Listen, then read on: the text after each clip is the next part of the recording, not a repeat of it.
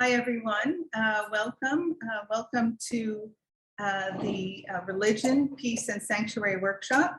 And this is hosted by the Fellowship of Reconciliation USA and also the International Sanctuary Declaration. And we want to welcome you to this special conference. The topic, of course, is something that is relevant to all of us here, and also to this hybrid model. And so we thank you for your patience in getting started. This is the first time we have an undertaking like this on such a large scale, and the largest international peace conference doing both a hybrid model. So our apologies for starting late. And there's just going to be a little bit of a change in the setting. With the microphone here, everyone who speaks is going to come up and then sit in front. So before we get started, I would like to bring in, oh, my microphone. No, it doesn't listen to you through that. Okay. You look at that camera, sound comes from there. So all right, so I'm looking at this camera and the mic is there. So before starting, I'm going to welcome all of you. And first and foremost, I'd like to bring on my colleague, Bill McGarvey from the Fellowship of Reconciliation. And Bill will be managing the technical aspects behind the scene. Bill, how are you? Fine, thanks. You're doing okay. Okay, great. And can you tell us a little bit about who we have on your end, and invite everybody to put their name and their organizational affiliation in the chat as we get started. So welcome everyone, virtually and here. This event, Religion, Peace, and Sanctuary, is hosted by the Fellowship of Reconciliation, which is part of I4. And I4 was founded in 1914. Basically, it started with a handshake between two men, a German man and a British man. And they made the decision that no matter what, and war was looming, the war clouds were clear that World War I was about to happen. They made a decision that no matter what, they would not go to war. They would pursue a path of fellowship and nonviolence. And what came out of that was different movements for conscientious objection and for the Fellowship of Reconciliation, I4, and we have the Vice President here, Peter Cousins. I4 now is in more than 40 branches and groups and affiliates across the country. And the Fellowship of Reconciliation USA has about 80 chapters, faith allies, and affiliates. And when I say faith allies, we have, for example, the Jewish Peace Fellowship, the Buddhist Peace Fellowship, the Muslim Peace Fellowship. And so this is really symbolic of a global handshake and a global effort to not have war and always to pursue a path of peace. And another co-sponsor of this event is the International Sanctuary Declaration. And the International Sanctuary Declaration is a statement with 5 principles about how we as people of faith and conscience should respond when people on the move are seeking sanctuary. And we have one of the co-founders here on the panel, Reverend Rasheer, from the Presbyterian Church USA, and he'll tell us more about how that got started. So before we start, let me just preface it by saying that today, according to the UN, we are approaching nearly 100 million people on the move, and forcibly displaced people. Let me qualify that. That's a limited amount of the people. And that's a rough estimate. Only God knows how many people are really forcibly displaced. And also that doesn't include those people who are unhoused. In the United States, for example, New York City alone, some of the estimates are that on any given night, we can have as many as 30,000 people unhoused on one night. And that doesn't even count people who are couch surfing or living with relatives. So when we talk today about sanctuary, we want to look at it in the most broad sense. And the International Sanctuary Declaration sets out principles about how people should be treated with human rights and dignity. And before we start, let me just say that we are inspired at the Fellowship of Reconciliation by many of our members from the past, including Mahatma Gandhi, Thich Nhat Hanh, the Reverend Martin Luther King. And it was the Reverend Martin Luther King who in 1967 at Riverside Church in New York made his famous speech about the three triplets of the evil empire, which stated that until we, people of faith and conscience, confront racism, materialism, and war, that we will not have peace or justice. So with that, let's start. I'm going to pass it over to Reverend Bob Rasheer, and he's going to take the seat here. One more thing, the format, every one of our speakers, sorry, Bob, let me just introduce the speakers quickly. Every one of our speakers is going to speak for about 7 minutes about what they do and how that work, how they are committed. Actually, each of the speakers here has dedicated their lives to the sanctuary movement and helping people on the move. So they're going to tell a little bit about their work, how it connects to sanctuary for about 7 minutes. And then we're going to have 3 minutes for them to tell us about how their faith has inspired them. And this is a really important point because I've been to a number of peace conferences where it's commonly believed by many people that religion causes war. And we can think of the Crusades, we can think of ISIS, we can think of many reasons why people will, or the situation in Palestine.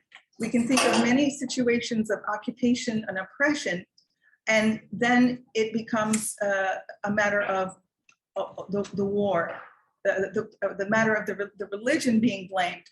But in fact, what we want to say here, and our panelists will say, is that in fact, we're inspired by our faiths. We wish to reclaim our faiths.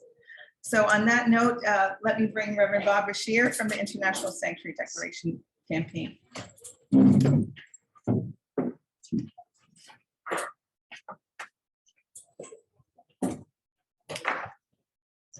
It's good to be here. My work in global just migration comes as part of my commitment as a person of faith to building a more just, humane, inclusive, and sustainable world. Yesterday, many of us were able to have a guided tour of the exhibit that is on the plaza outside here on the history of violence in Central America and its impact on migration and asylum seeking. And that is where my story begins. Shortly after dawn in October 1982, my friend John Fife and I went out to meet student volunteers who would go out every morning to photograph that day's harvest of mutilated bodies in San Salvador, dumped after another night of terror and the ongoing massacre, the genocide of the poor carried out by the death squads of the US-supported Salvadoran regime. The photos had to be taken before sanitation crews removed the bodies for disposal. And the photos would be kept at the diocese office and were the only way that families could find out what had happened to their disappeared loved ones. We were there on behalf of the Presbyterian Church, seeking to understand what was causing so many Salvadorans to risk their lives crossing the deadly Sonoran Desert to come to the United States. John was involved because one morning there was a knock on his door, and someone was there seeking shelter. When he heard the story, John opened the doors of the church, and inspired by the ancient tradition whereby fugitives fleeing for their lives could claim respite and protection within the doors of the church, the sanctuary movement was born. And the next year I would go to Arizona and travel with John across the border to visit refugee detainees in Nogales, Mexico. In a jail there, I even once encountered someone I'd met in the Salvadoran prison. And then we would facilitate and accompany one of these pilgrims across the border to a safe haven on the other side. In 2007, I was visiting Berlin with a group of clergy from New York City. We were meeting with Pastor Jürgen Quandt at the Heilige Kreuz Church to learn of their work with asylum seekers. Pastor Jürgen described how their work had begun by responding to Palestinian refugees from the Lebanese Civil War of the 80s. I told him that his work reminded me of the work that we had been doing with Central Americans during those years, and he responded, well, that's where we got the idea. I knew that it was important for those involved in this work on both sides of the ocean to meet one another. So 1 year later, with the help of the Halbrecht Foundation and the Fellowship of Reconciliation, and the Stony Point Center, church asylum workers from Germany traveled to Arizona to meet with their colleagues from No Mas Muertos and other groups involved in sanctuary work. A year later, a return to visit to Germany would take place. We began to understand the parallels between the life-threatening realities of the Sonoran Desert and the Mediterranean Sea for those risking their lives seeking asylum. After a few years hiatus, the resurgent world migration crisis led us to come together again, made easier by the emergent global communication technologies. In 2016, our work group produced the International Sanctuary Declaration. It had two main purposes. The first was to arrive at a common set of principles for those engaged in this work. And the other was to begin a process of advocacy that could result in internationally recognized protocols for just migration. The following statement set forth 5 principles of sanctuary that can be used to guide grassroots and governmental response to global escalation of displacement.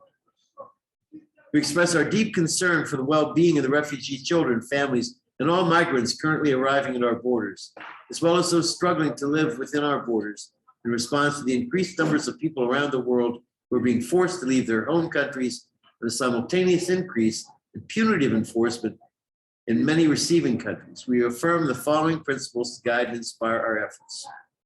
First, compassionate response. We care deeply about refugee children, families, and all migrants, and urge our countries to have open arms to protect them and preserve their human dignity. We reject detention of migrants as a violation of human rights and dignity. Second, due process. We advocate for fair and timely legal proceedings, competent legal representation, and due process for children, asylum seekers, and all migrants. Third, family unity. We uphold and respect the unity of families as a basic human right. 4, restorative justice. We desire revitalization and healing of our borderlands, not militarization. The only long-term solution is a holistic approach that prioritizes safety and opportunity for migrants and addresses root causes. And finally, civil initiative. As long as our governments are not adequately addressing these humanitarian crises, citizens have the right and responsibility to respond with an approach that follows the mandate to provide sanctuary when needed, and above all, to love our neighbors. Based on these principles, we covenant with one another to work together for just and humane response to all migrants at our borders and within our countries. And we call on our governments and the governments of all countries receiving migrants in response to the current and ongoing humanitarian and refugee crisis to embrace these principles. The statement has now been endorsed by 75 organizations and 8 lead signers, and we would welcome your signatures as well. Later that year, the General Assembly of the Presbyterian Church would endorse the statement, as well as many other faith-based organizations. Today, we have an ever-expanding work group of participants from the US, Canada, Mexico, Europe, and Africa, who are involved on the front line of just migration work. Another round of visits would begin in 2018 with representatives from our expanding circle of colleagues.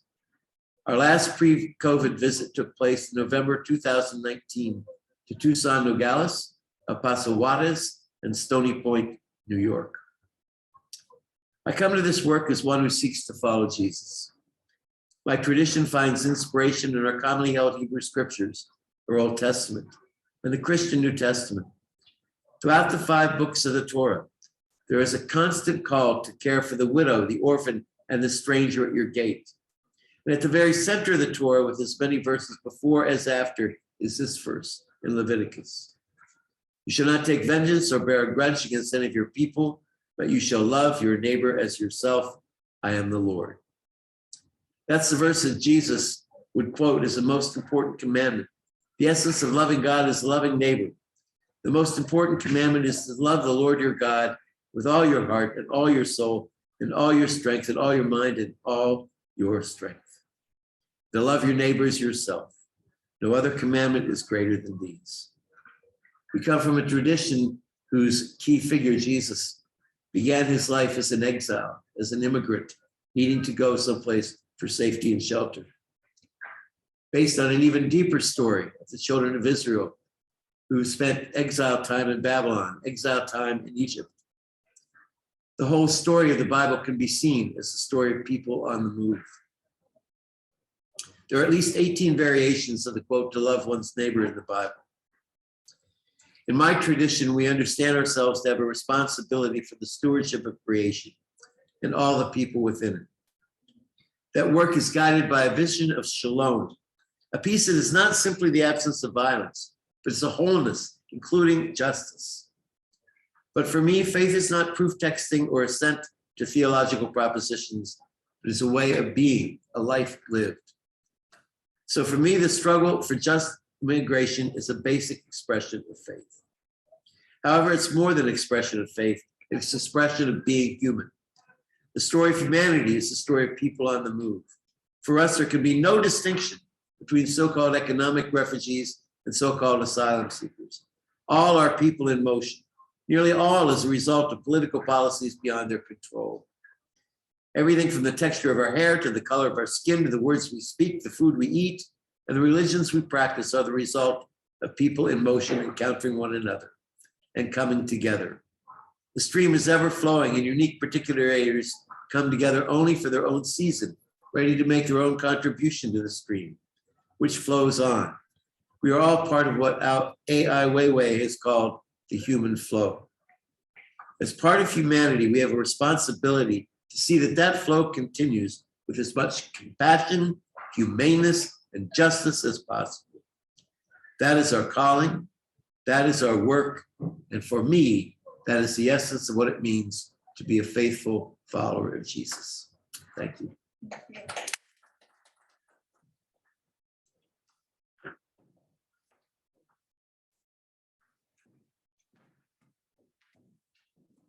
Thank you very much, Bob. We're going to hold our questions for the end. Right now, I'd like to introduce Makala Hama. And Makala comes from the Western Sahara, but she was born and raised in the refugee camps of Tindouf in Algeria. And she works for the Nonviolent Association of the Western Sahara. Welcome, Makala.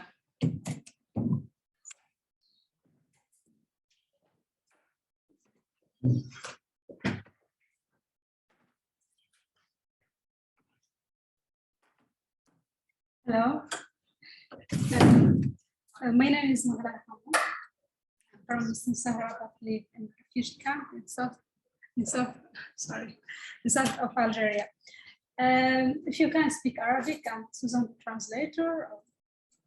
Your English is fine. No, it is so bad. Okay, I will be trying. Okay, today I will talk about the life in the refugee camp and how the Sahrawi people resist by the peaceful means.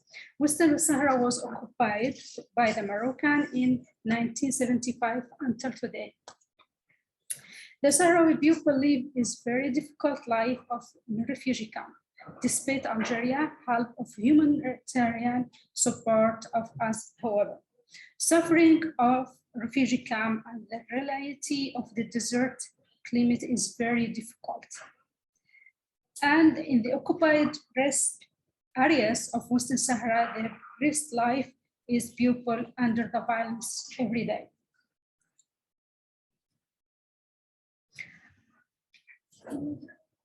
Every day.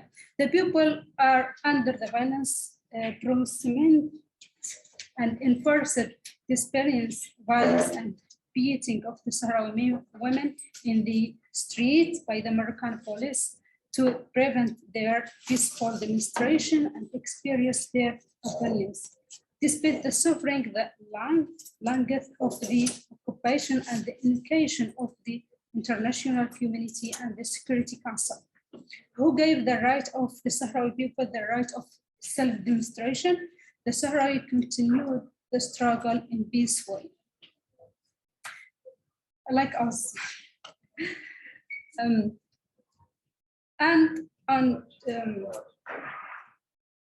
Given that they were Muslim society and not terrorists of the or violence group had immigrant in the us.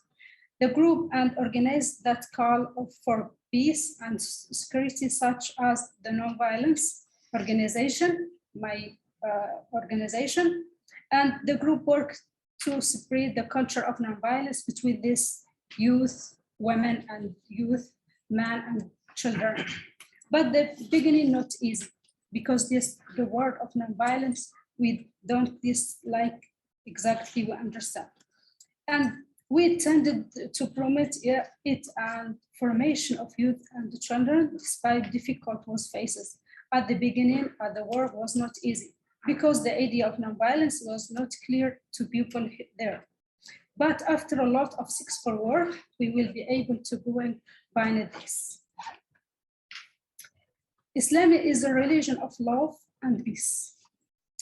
It touches of us to respect others and not to kill or pass person, but rather to forgiven and help.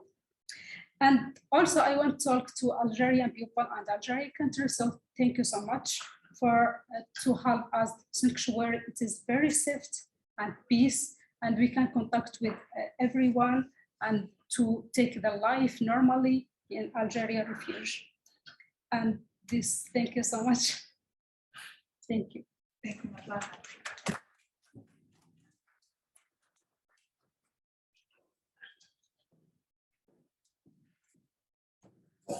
Thank you so much, Makala. So many people in the United States and other parts of the world haven't heard of the Western Sahara. Some indeed, I mean, not this group so much because this group is focused on peace with the International Peace Bureau and its allies. But many people have not heard about the situation in the Western Sahara because it's not in the media. And precisely because the people of the Western Sahara who are practicing Muslims and really in spite of the absolutely brutal occupation by Morocco since 1975, they are not engaging in violence and terrorism. And so without that, there's no media coverage, and also there's a media blockade. So thank you very much for Makala for sharing your people's plight. Our next speaker is Rundir Sarkapkani, and he is a Kurdish activist from Iraqi Kurdistan. And he works for Christian peacemaker teams in the Aegean Migrant Solidarity Program. And he's going to tell us about the work he does and how his faith inspires him.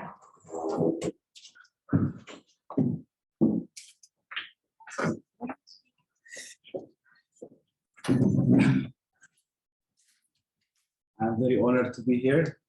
Thank you for inviting me to this beautiful city, the city of free assemblies and neighborhood unions and the history of a republic that was slaughtered by the fascist army led by Franco.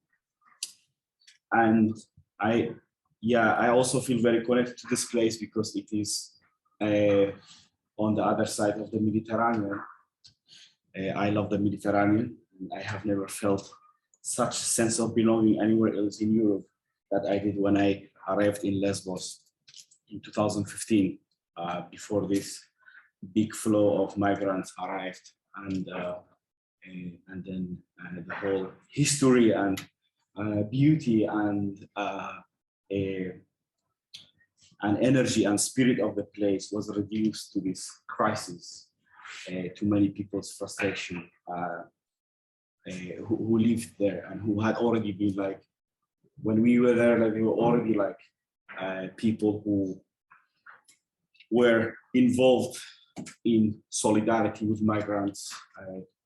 When migrants started arriving in Lesbos, many years before 2015, when the Greek border in Evros between Greece and Turkey was closed, and people sold themselves to the sea. In Lesbos, there were some mothers who organized themselves and started providing food to migrants who were detained in the police stations and later on in other places, because confinement was the normal way of the Greek government dealing with migrants. And and that started a network of local activists or just like normal citizens who want to like show their solidarity with migrants who are arriving there and accommodate them, give them food and love and care that they needed. And they built a network which was called which is the village of all together in English. The village of all together, my memories, like they take me back to those Tuesdays in that secondary school in Mytilene, where people who were working with the municipality, people who were migrants themselves, people who were just concerned about the situation, like many of those mothers who started all of it, and many others were coming there. They were like all these weekly open meetings where there was ouzo, water and juice, and we went there sober and we left less sober. But there was a lot of beauty, a lot of loud voices, a lot of passion, and a lot of solidarity that I could sense. And then when the hundreds of thousands of people started arriving on the island and overwhelmed the government and the solidarity movement, and of course the islanders themselves, by those huge numbers of people who didn't have accommodation, who didn't have anywhere to go, and we were all overwhelmed by this. Like we couldn't, of course, like after working like 12, 13 hours, you go to cafe and have some beers and some ouzo, whatever, and then you sacrifice some sleep. So along the way, we didn't sleep, and we were working all the time when this happened. There was a lot of solidarity. Like actually, it was in 2015 when the election happened, no? The Chryssi Avgi, which was the Golden Dawn, the new Nazi party in Greece, they lost many votes in Lesbos because there was this direct encounter with people who were arriving, like, in all ages and colors and experiences and stories and all these things. And many people from Mytilene were relating to migrants from their own story of migration, because many of them, they had mothers and grandmothers who had sought them the refuge in Syria and in Lebanon and other places. And they had experiences of the expelling of the Greek Orthodox populations from the Asian Minor. And this is a very living memory in Lesbos. And they wanted to give back to the hospitality that their mothers and grandmothers and others, or like some grandmothers in Skala Sikamnia in Northern Ireland, they themselves remembered this hospitality, and they wanted to give back, and they're still giving back. And then the NGOs arrived. I mean, we are an NGO. I work with an NGO, but we try to be as active, being against capitalism and this world order, and acting in this, like, you need to kind of find a middle way, which I don't know if always works. But we also like saw this NGOization of the solidarity movement, because the village of All Together was dissolved and it was replaced by Lesbos Solidarity, which was also an amazing organization, and they were managing half-squatted former summer camp for children called Pikpa, which was closed down in the end of last year. Beautiful sanctuary. Like, I have seen so many amazing stories and weird encounters and interactions between people, like LGBTQ people living with very conservative families and becoming friends, and like creating loving relationships between each other, you know, and seeing very hardened people, like people who were totally broken, who had lost their loved ones in the sea, or who had lost a piece of their soul in the sea, healing and starting to dance again, literally, to some visiting drummers. You know, I could witness all this. And we as CPT, we were monitoring trials since 2014 against people who were accused of smuggling, like human smuggling. And And those people were usually like people who were caught driving the boat without evidence and without any cross-examination of the testimonies from the Coast Guard, were given 25-year sentences in Greek prisons. And this was kind of a red thread that we have been doing, and we still do it. We released a big report about this in the end of last year about, and the co-author of the report, and I don't remember the name of it. It's like criminalizing the marginalized or something like this. And we were also like accompanying migrant protesters who were resisting against the policies of confinement, policies of cracking down on migrants, and policies of dehumanization, of separation between local population and migrants, so that and this, like, we also saw like how the demonization, like this discourse, like creating a sense of demonization towards migrants from many islanders and others, of course. And like, of course, like when you think about, like, I have seen many NGO people say, oh, the locals, you know, the fascists, which it really angers me a lot, because I feel a lot of connection with Lesbos. I love the island. I have never felt so quickly integrated in any place in Europe as I did in Lesbos, you know, so welcomed and cared for anywhere else. I mean, I lived in Sweden for many, many years before that. And what it took me 10 years in Sweden, it took me 2 weeks in Lesbos. After 3 weeks, I was already in a love drama. And this, like, it pisses me off when people say, like, oh, those locals are fascists. It's not like this. Like, who wants to be neighbors with a concentration camp? Like Moria, like, where 25,000 people were held sometimes, which was a military barracks, which was turned to some confinement space for 2,500 people. Like 25,000 people were held in Moria. Like, they were sleeping everywhere. I have been there many times. And who wants to be neighbors with a concentration camp where people are like so systematically dehumanized? And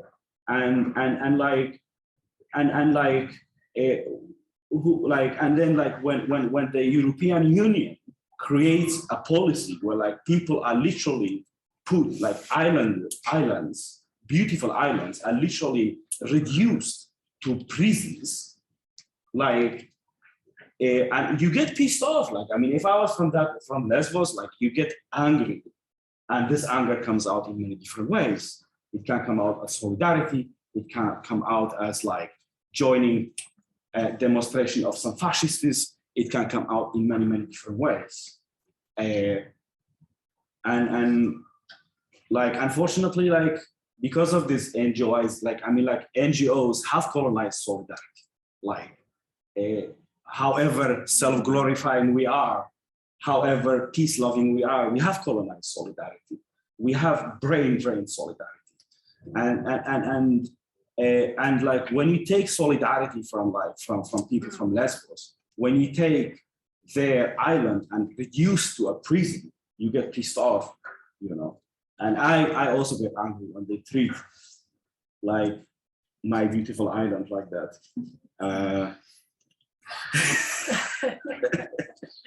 So yeah, this is, I don't know, probably it was more than 7 minutes. Wasn't it? Go ahead. Probably not. Probably not. Yeah, so many things. Yes, so like, I am a coordinator for Aegean Migrant Solidarity, which is a small group of human rights observers. And we work with other solidarity groups like Legal Center, who consists of legal activists who work with migrants, with HIAS, with, of course, other networks and groups and individuals who are involved and who have an anti-oppressive lens when it comes to dealing with this, like when it comes to working with migrants. And like what we have been doing, like we cooperate because we are so few, and the problems are so many because like migrants are confined, like they cannot, like they now after the burning down of Moria last year, they are put in a place by the sea. They call it Mavrovuni, which is the translation of the actually its Turkish name, which is Karatape, which means the Black Hill, and they are not even allowed to leave the camp anymore. Like they are put in prison. Like I know of many families who were in Pikpa. After it was evicted, they were put in Karatape, which was like a municipality-run functional camp, not perfect, but like as human as it could be under the governance of the Greek government. Like, and it was also closed down. Like everyone was in Karatape was put in that confinement in Mavrovuni. And now they are building another camp close to a landfill in the middle of nowhere because they don't want migrants to be close to the city. They don't want them to go to the supermarket and go to the grocer or to the butcher or to whoever and like buy their food with dignity as anyone else on Ermo Street in Mytilene. They don't want that. They want people to be in the middle of nowhere, in like close to that landfill. This was like the policy. This was the normal way of the Greek government dealing with migrants before. And then when their facilities collapsed in 2015, they kind of had to open up a little bit. And now the whole EU has adopted this policy. The whole EU is turning islands in the Mediterranean to prisons. And this is like, I mean, of course, it's not only Greece who have been doing this. Like, of course, Spain has been doing it. Italy have been doing it. Like many of those like border countries have been doing it. But like, actually, if you like look at it from a bigger perspective, it's like, it's Northwestern, like the rich countries in Northwestern Europe, like literally reducing the poorer countries on the external borders to borders, you know, and it's not like, of course, that pisses you off if you are an Italian or a Greek or whoever. Like, you don't have to be like, it's like Greece is not a border. It's a beautiful country. It has its own place in the Mediterranean, in the Middle East, because it's also a part of the Middle East in many, many ways, like along with Balkan, like, because like we have a common history, we have common ancestry, common history, and common music, common food. My mom makes dolma, and the grandmas in Lesbos, they also make dolma. And like I cry to Greek music as I cry to Kurdish music, and we have many melodies, like many songs with same melodies and all this, because we have a common history and heritage. Like Greece is Greece has more in common with Kurdistan than they have with Germany. Like if you like look at it culturally. I'm Greek, it's true. Yeah. So like they are separating Greece from like all like that, the Aegean area, from all that, and reducing it to a border, you know. And also they are reducing like the Asian Minor to a border, like they're externalizing their borders even further beyond, and creating this confinement policy even further out, like in Chad, and this is a global movement, and it's funded by the same industries, you know, like the Israeli occupation in Palestine is providing equipment to the militarization of the borders in the Aegean. Yeah. So when we talk about the military complex, like it's a war which is happening against poor people, you know. And I personally, I don't believe in peace. Okay, I believe in redistribution of resources, and I believe in redistribution of violence and power.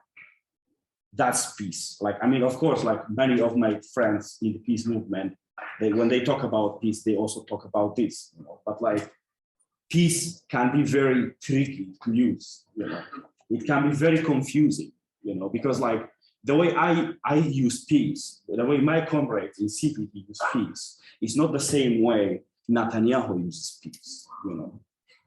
And I think there has to be a distinction. We need to recognize this.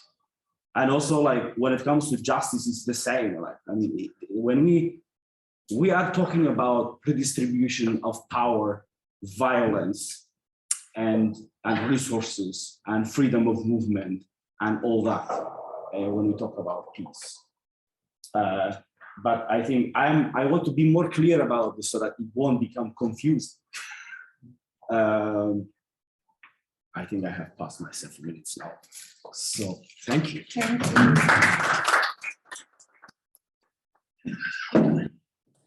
There are some questions in the chat. When you want to tell me, I'll read them up for you. Oh, okay, thank you. Riverside, thank you for sharing that. And I have to ask you to come back and explain one more thing a little bit about your faith. So, so you were born in a predominantly Muslim country that was not practicing Islam, and that led you to distance yourself from Islam. And then you move to Europe, and then you're confronted with Islamophobia. So if you could just come back for a moment and talk about, as a deeply spiritual person, how do you reconcile this? I mean, you don't have to have Muslim background in order to face Islamophobia. You can be a Sikh, you can be Greek or Italian, right? And you can still face Islamophobia. It's just another expression of like anti-Jewish pogroms and Holocaust mentality in Europe that's going on. You know, like now they are demonizing us because they got rid of the Jews, like they killed them off and they sent them to Israel.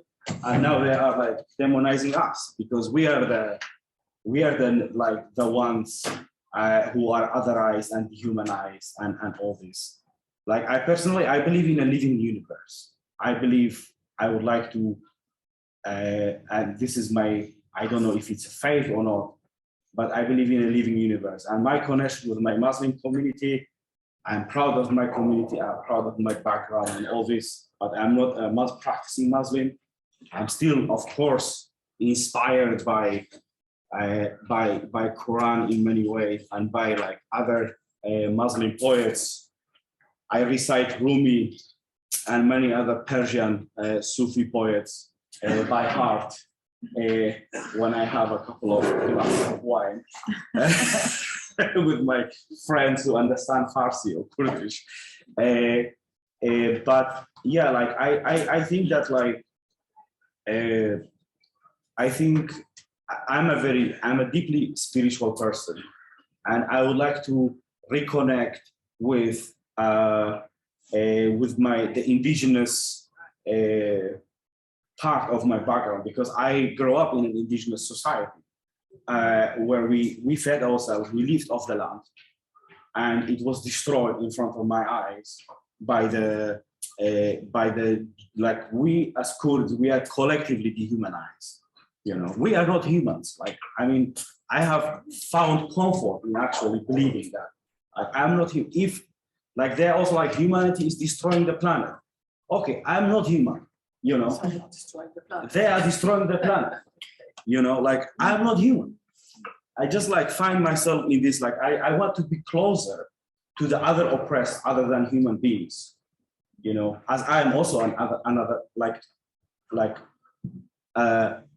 an other than human being, you know, like trees, you know, like they talk to each other, for instance. That's, for me, this is a spiritual thing, you know. And when I talk to my niece and I tell her, you know, trees talk to each other. Like there is a huge network of mycelium, and it goes millions and milliards of miles, and they protect each other, they care for each other, and they they know their king, and they like all this, you know, and also like thinking about like the other than human populations, like the Asian lion. They came to the Middle East before we did, like 100,000, 20,000 years ago. And now they're extinct because the kings who love to like pose themselves with lions, they killed them off.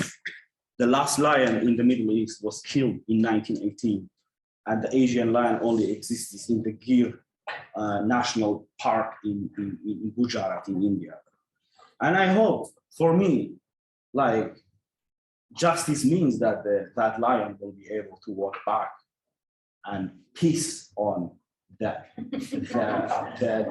remains of the kings who killed them off, and who want, like, I'm referring to that because I saw the royal lion by Ashurbanipal, the king of Ashur, for 3,000 years ago in the British Museum.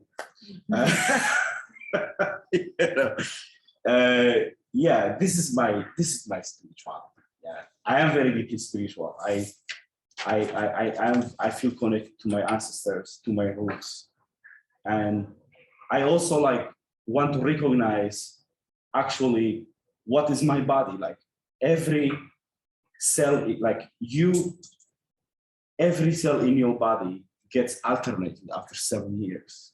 Okay, so actually my body, like we all consist of all the food we eat. So you live off, not of this land, of course, because we are not indigenous anymore, because we eat Amazonas, we eat rivers, and we eat all these things, and we eat humans and communities and all that. And our body consists of that, you know, like, and like I want my body to be off the land.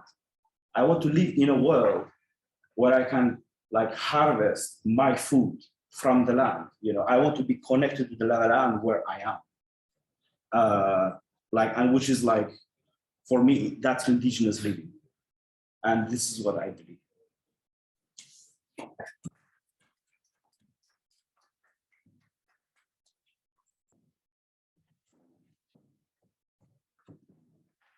Thank you, Ranveer. Your discussion of kings and Greece reminds me when I volunteered in Riverside refugee camp in Greece. It was really appalling that the richest countries in the world, like Saudi Arabia and the United Arab Emirates, are not welcoming any people on the move, any refugees. And when I was in Ritsona refugee camp, about an hour north of Greece, the foreign minister of the United Arab Emirates and the ministers from Greece came to the camp, and they made this huge display of donating 600 ISO boxes to the residents. So instead of living in tents and being rained on, they got these ISO boxes, and they made this huge display, this huge show of this gift, when, to my knowledge, they haven't even welcomed one single person on the move. And also from my time in that camp, and this is also an example of the differentiation between faith and conscience and religion that has been co-opted and politicized. And this is one of the things that we seek to differentiate today. And as people of faith and conscience, the goal of reclaiming our faiths, whether it's Jewish, Muslim, Christian, Buddhist, what have you. Bill, could you check in for a minute? Do we have Robert Herbst from Jewish Voice for Peace with us? I don't believe we do. Great. I don't see him on here. Oh. Okay, all right. So we'll move on to our next speaker. And I do apologize that we don't have a mic, because we wanted to pass it around. So some of the things that we're going to be doing today are a little bit impromptu. I was also hoping that we would, get to welcome each of you a little bit. But first, we'll pass it over to Chrissy Stonebreaker Martinez. And Chrissy is with the Interreligious Task Force on Central America. And she's also co-chair of the Fellowship of Reconciliation USA. And she's going to talk about her work, her faith, and her confronting of empire. Bill, I see your hand is up. No, not intentionally, I apologize. Oh, okay. All right. Welcome, Chrissy.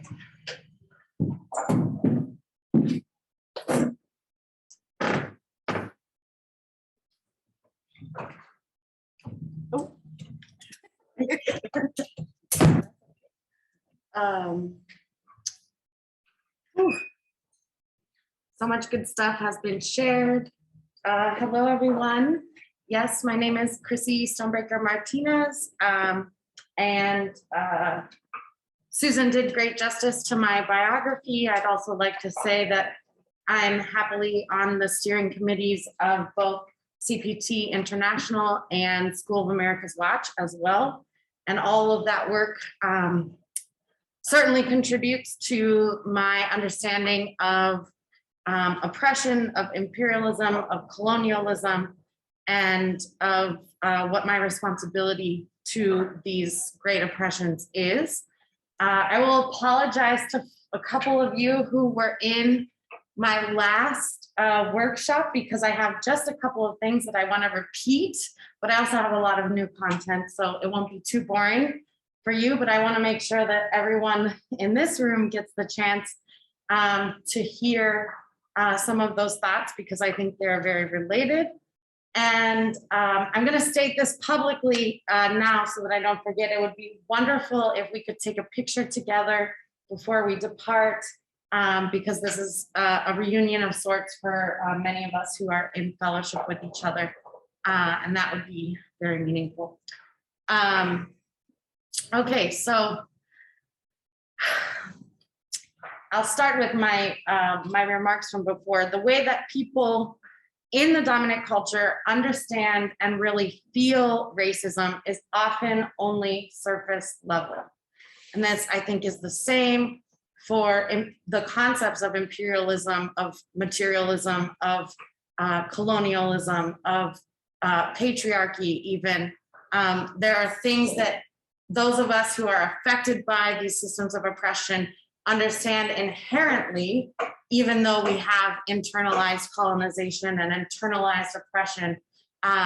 But they're not always things, they're what some people call microaggressions. They're not always things that can be totally seen. And so even for people with good intentions who may work for or run nonprofits and NGOs who believe wholeheartedly that it should be our way to welcome the stranger, the dominant culture still practices white supremacy, not only by waging war, but by practicing saviorism. If class struggle is resolved through an international workers' revolution, and if empire and colonial powers are dismantled, both military and capitalist powers, without an anti-racist, feminist, and queer ideology being at its foundation, there is no guarantee of non-repeat in this better world that we know is possible. That is why it is so difficult to trust movements that are not intersectional. So we must do our own work to not get in the way of those most directly impacted by the systems of oppression that we are trying to liberate ourselves from. Anti-racism is not about unity or about breaking bread. Decolonization, as my compa has said, it has been colonized itself, right? The colonization of solidarity. It's not about just getting along or putting another seat at the table. We need to build our own tables. We don't need to necessarily fight tooth and nail and internalize all of these all of these horrible oppressions just to get our seat at the table to be a token. I truly, truly, truly believe that. Audre Lorde said, it is not our differences that divide us. It is our inability to accept, recognize, and celebrate those differences. So the decolonization and anti-oppression is about telling the truth. That's something I learned from Dr. David Ragland and the For Reparations work. It's about telling the truth. It's about acknowledging harm, and it's about guaranteeing non-repeat. The world is already borderless to commerce. So let's take responsibility for our complicity by ensuring that stateless people and forced migrants by environmental racism are able to lead the way through our collective exodus out of this culture of death and decay. So I want to talk a little bit more about that nonprofit industrial complex that has been mentioned and alluded to.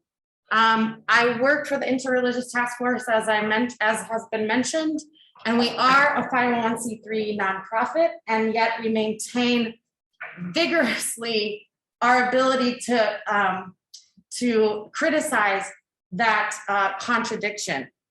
We maintain this status for a number of reasons, and two of which are very important to me. One is that we do not want to contribute in any way to the war machine and the war tax. So having this status makes it possible for us to not pay into the more than 50% of our tax dollars in the United States that go to militarization. We also do not take government funding for our organization, which makes it very hard to fund, nor do we take private corporate funding as well in the form of grant dollars. We do want to redistribute power and resources. And at the same time, we believe that we can collectively commit and resource each other's needs. And that's a form of mutual aid. I really appreciate the thoughts that have been shared already, but I do have to acknowledge, as part of telling the truth, that capital R religions, capital C churches in particular, have been colonial. They have been imperial. And in the faith traditions that I was raised in, the fact that we are not able to tell that truth limits us from actually, I think, getting deeper into our spirituality. The other reason why we maintain this nonprofit status and this connection to interfaith, interreligious movements is because of our right to claim sanctuary. There's been a long tradition of offering refuge in faith communities from oppression. And that is one of the core parts of what we need to really, I think, root into. When I say that my organization is interreligious in a very secular world, I say all faith and no faith. This is a very 1980s term for interfaith, but I want you to bring whatever morally grounds you to the table, to what work we are doing, including our indigenous spiritualities. I do not believe in Maslow's hierarchy of needs as it is taught in schools of psychology and other social thoughts that commodify and, as I said, hierarchicalize, if you will, our needs. I believe that all of our needs need to be met, all of the different type of needs that we have, physical, emotional, social, spiritual, they all need to be met at the same time. And we are hurting. We are broken. We are sick when we don't have all of those needs being met at the same time. I am a descendant of embedded peoples, but I lost that connection to my indigenous homeland because of my displacement. And so I cannot claim the struggle of those people who are still fighting to maintain the sacredness of that land and water, nor can I claim to be native in the place that I am living as an indigenous person to that land. I am still a guest wherever I arrive because I have this displacement that I survived from. And yet I also do feel like I'm rematriating with my indigenous spiritual practices. And I think that because of rich oral traditions, our practices were able to be maintained much more vibrantly. Oral traditions are fluid. Oral traditions are able to adapt and evolve to whatever imperialist forces are coming in to those places. That is why much of Latin America is Catholic and or Protestant, right? There are very devout people, but there are also very devout people who consider themselves to be Catholic, who have very indigenous practices that they still maintain. Parades, candles, sacrifices of different forms. They're all different types of things that people were able to maintain while adapting to whatever they needed to survive. And so liberation theology is really at the root of not only my work, but my understanding of what it is that we're called here to do. Liberation theology as a concept was actually thought up in the place that my family is from, in Medellin, with the Medellin Conference. And really, my organization was founded after the death of not only Jean Donovan, Dorothy Kazel, Maura Clark, Anita Ford, US women working in solidarity with folks in accompaniment with folks in Central America, but also after the death of Archbishop of San Salvador of the Catholic Church, Oscar Romero. And just like human rights defenders who are murdered and assassinated by the state today, as they have been for several millennia, Oscar Romero, Berta Cáceres, and many, many others have risen again in the lives of the people that they touch. They were seeds, right? This proverb that we've heard, they tried to bury us, but they didn't know we were seeds. We have risen again. We say that Berta Cáceres, the 2015 Goldman Environmental Prize winner, like the Nobel Peace Prize for Environmentalism, who was assassinated on March 2nd of 2016, 10 days after my colega was accompanying her. We say, Berta no murió, se multiplicó. She didn't die, she multiplied. She multiplied. And that liberation that I understand because of my faith traditions is really what grounds me in this work. I also want to say that we need to treat people as they want to be treated. We must create a culture of consent. We need to get away from our current understanding of the golden rule that what is good for me is good for everyone else, because that's not actually true. I do not want people to treat me as they want to be treated. I want to be treated as I want to be treated, and I need to be treated because I am the expert in my own life, and only I am the expert in my own life. And we don't need any more voices for the voiceless because no one is expressionless. Everyone has a chance to express themselves, and sometimes that expression is intentionally suppressed. And our job, if we have greater platforms, is to always widen that circle and share that platform. I have been able to ground myself in my spirituality, in the practice of the works of mercy, in the practice of direct and in sharing and exchanging non-hierarchically, reciprocally, in direct and material support.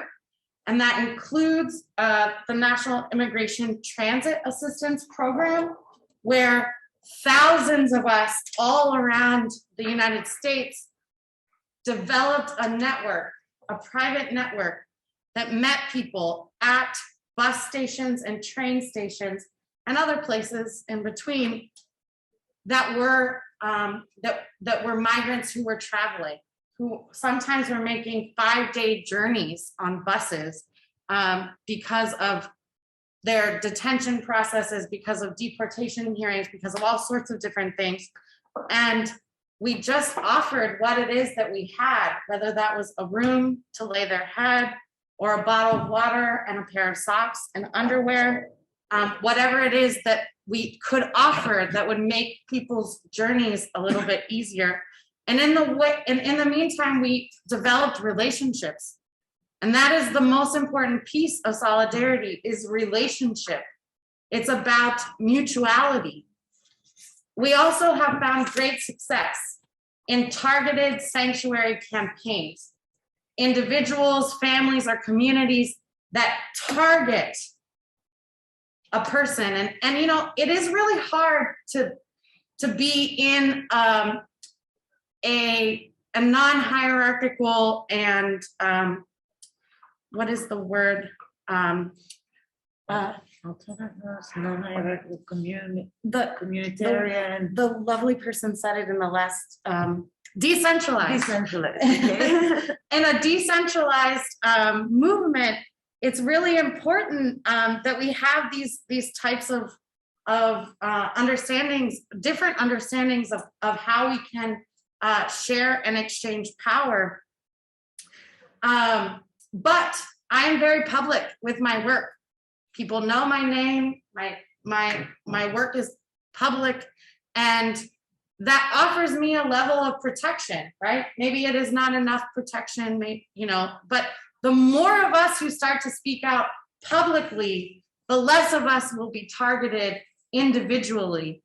And so that's really important with sanctuary campaigns, particularly in the United States that have had great success, is really finding a community of accomplices, true accomplices, that are willing to put their resources, their time, their energy behind someone or someones who are willing to be public with their journey and their struggle.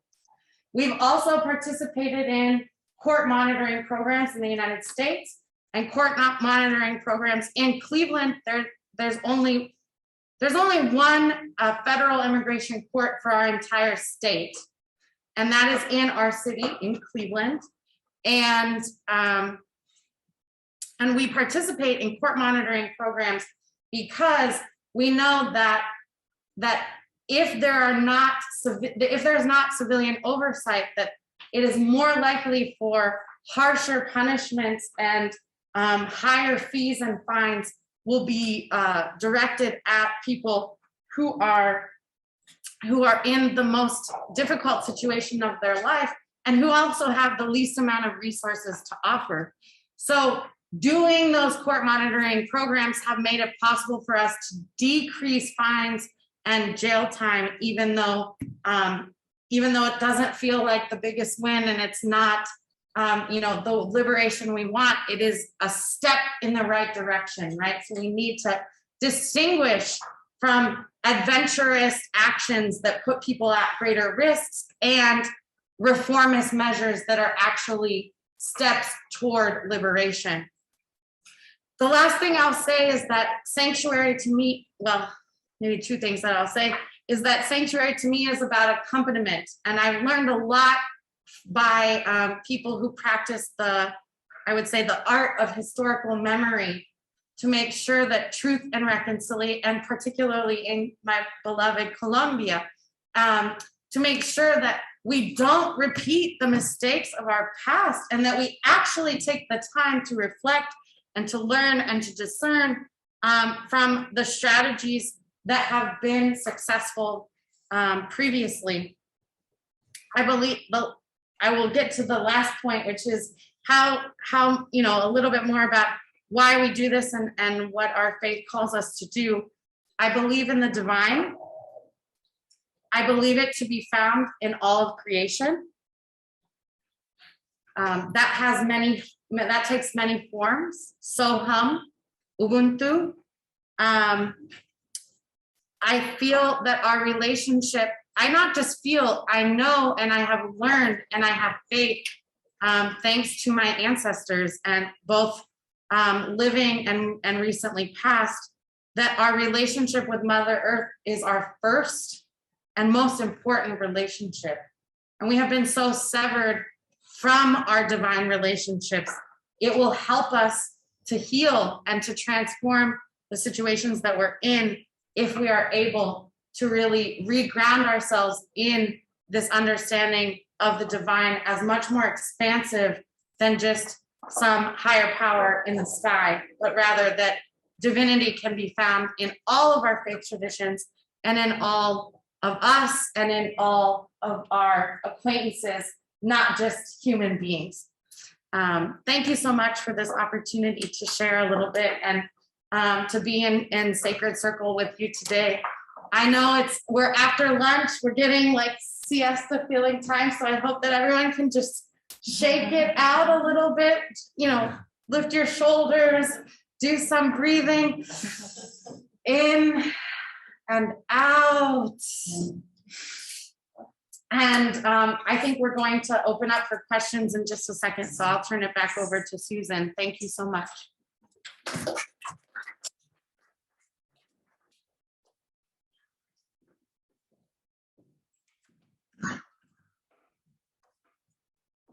Thank you so much, Chrissy, for kind of bringing together what everyone has shared and really driving the message home about empire and about humanity.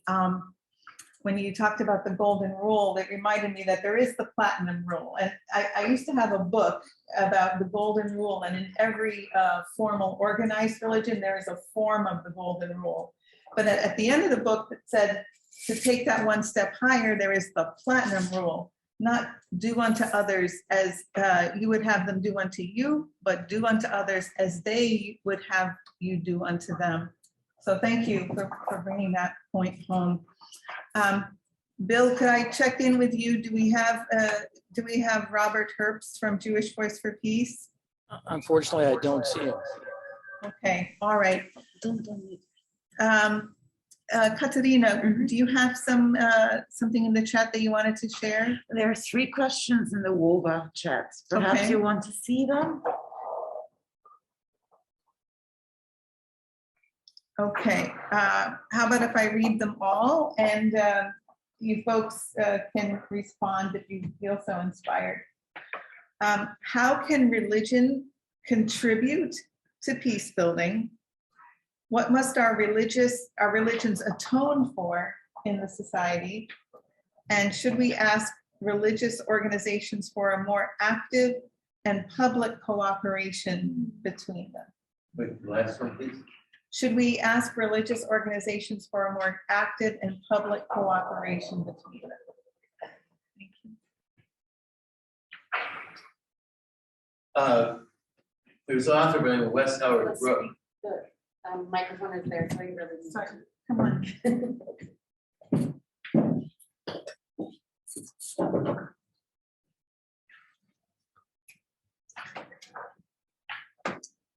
He's a professor at Seattle University, Wes Howard Brooke, in his book, Come Out My People, says that in the Bible, there are 2 religions, and they're not the religions of Judaism and Christianity, but there are the religions of covenant and creation on the one hand and empire on the other. And we find in our sacred books the tension between these 2 religions. And because it was there in the Hebrew scriptures, it carries over into Christianity. So our religions have a tradition of either being on the side of covenant and creation, or on the side of empire. And throughout history, religions have given great cover for Christianity. Somehow, Jesus' liberating gospel of love gets turned into the Spanish Inquisition, gets turned into the doctrine of discovery, gets turned into, you could go on and on. On the other hand, that the core liberating idea is still there. I tend to believe that once something gets institutionalized, it then begins to see as its main purpose of being its own existence. So in a lot of ways, we really have to liberate our traditions from the institutions they've become. But at the base, at the heart of that, is still a very, very liberating word that speaks about an alternative vision of the world to that of empire. It speaks of a vision of the world that's not simply reversing with those who are on the bottom now on the top, which can lead to a tradition of revenge in some sort. It goes to the very thing that many of our speakers are speaking of, which is a world that begins to work on images and visions of cooperation and compassion and solidarity with one another, as opposed to competition, power over. And certainly, I think our religions can be playing the role of not and never speaking for. I so appreciated the words about, I mean, I used to hear folks in one of the organizations, well, we're here to speak for the voices. No, you don't. They have their own damn voices. They can speak for themselves, and it's our job to open up space for those voices to come out. Okay. And therefore, I think that our religious traditions need to enter into that public space more, to be real advocates, to be risk takers. I have great admiration for the churches and synagogues and other religious institutions in the United States that have opened their doors to be places of sanctuary. For the people of faith on the borders who have gone to jail. My friend John Fife, who helped start our international sanctuary declaration, was in fact at one point a convicted felon for the act of providing shelter for people. And we have to decriminalize humanitarian efforts on the behalf of others. I mean, one of the greatest sins of the recent years has been the criminalizing of treating others humanely, and that has got to stop. And our religious groups, our churches, our synagogues, mosques, etc., need to enter into that public space and speak against this criminalization. And that's true on every side of the border, at every side of the ocean. So that's my answer to that question.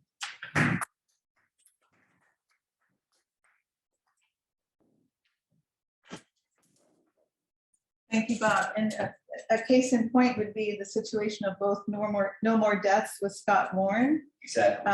being arrested and facing a potential of 10 years in jail and prison. At the same time, when Dr. Carola, Captain Carola Racketa from Sea-Watch was incarcerated by the Salvini government of Italy, and also faced the same threats on her life and potential incarceration. Fortunately, that was overturned quickly.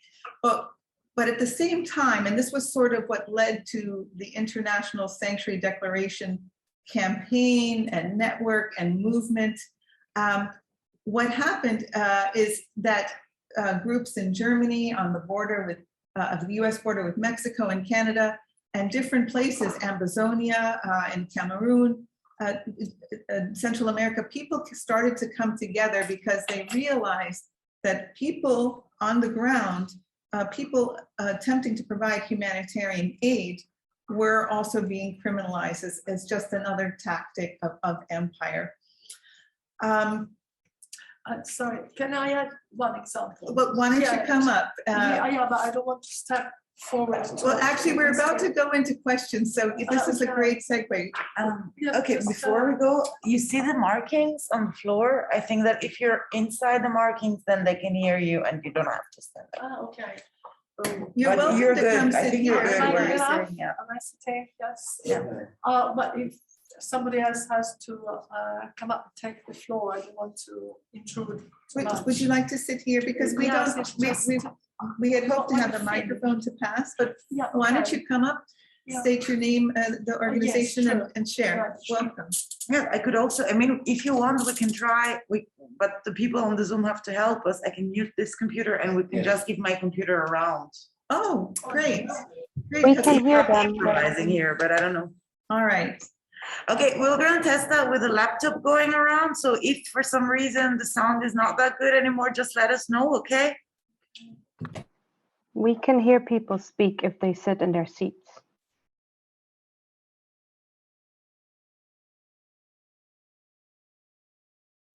Yes, I agree with Lydia. We can hear you well. Okay, this one, yes. It doesn't work. It was just a remark that came up suddenly to my mind. When you talked about Susan Rakete, Captain Rakete, and I had yet, unfortunately, another example of a person who's been threatened and he has actually been condemned to 13 years jail, and he's not a religious person representative, but he is the mayor of Riace, which is a small town, very famous for those beautiful statues, bronze statues in the south of Italy. And has been condemned to 13 years, first grade, for having helped immigrants and for having welcomed them, accommodated them, supported them against the Salvini's law. That's exactly what it came to my mind. Oh, that's true, because I'm Italian. And I said, oh, what a terrible thing, stupid. I call it stupid thing to do. If you want to create, among other things, a martyr, you just do this. Stupid they are. Anyway. And there is a petition, I'm sorry, there is a petition on Mimo. I really would encourage you also to sign it because international attention helps the case. So I will put it in the chat of this. Yes, please. And I'm Chiara, I'm from Italy. I used to be one of the vice presidents for the IPB in the past years. And after being retired, just this, the announcement of this conference came to my email. I said, I have to go. That's why I'm here. Anyway, I was struck by what our Kurdish colleague said while he was speaking, and which is a word that Christine, is it Christine again, mentioned too at the very end. It's the word Ubuntu, which I used in a conference, a big conference in London, can't say when, too many years ago. And I was invited there, being vice president of the IPB, in the commemoration of the Halabja gassing and the terrible thing that happened there because of chemical weapons, of course. And I used this word and the meaning that this word has. I have revised it quickly in Wikipedia. It means it's essentially humanity to others. It's an African concept that was used by Nelson Mandela. I am what I am because of who we all are. It's the belief in a universal bond of sharing that connects all humanity. So it's a great faith in humanity and the potentiality of what humanity can be. But after having listened to you, I say, I'm thinking humanity, not only humanity. You said that trees, nature, everything is interconnected. So I think that we should really be more grounded, as who was saying that, I can remember maybe you or somebody else, to the place where we are living, which is Earth. I'm not especially a religious person. I used to be, because my family brought me up in that way, but then I distanced myself a little bit. And I like the way you expressed your spirituality, and it made me think. And so I'm very grateful for these inputs, and I've taken a lot of notes because I was really interested in what you said. Thank you so much.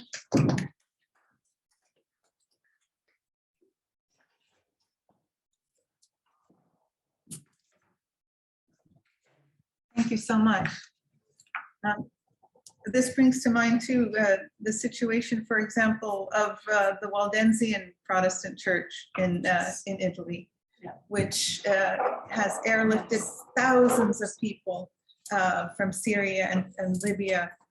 And so, for example, the work that Bob is doing with the Presbyterian Church with the task force, the Committee on Central America. So, you know, it is up to people of faith and conscience to make these pathways, to make these opportunities, basically one person at a time. I would like to say, Katarina, please do.